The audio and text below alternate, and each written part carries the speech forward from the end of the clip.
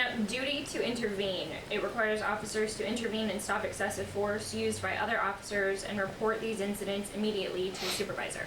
That is not in our policy right now, but after looking at this, it's something we all agree should be. So that is something that we're going to add or change the language to include that. Did the incident with George Floyd, was that this conversation sparker for that?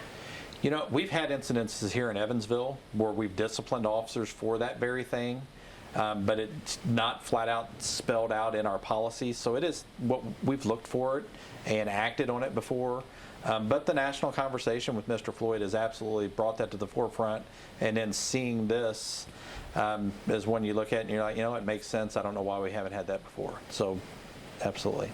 So in the past, what is the sort of checks and balances or things that hold officers accountable for their actions? Well, you know, we've got our OGs are huge. I mean, it's a whole book of different guidelines and operating procedures. Let me read the notes here to see what it said in there.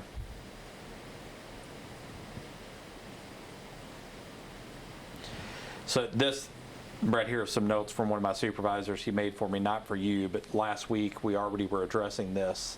So it's actually dated June 4th that he made it for me. The duty to intervene is not specifically addressed in our policy. It is, however, the expectation, and this topic has been covered in departmental training. So while we're encouraging our officers to step in and teaching them that they have that duty to step in, it's not been actually a part of our policy prior to this.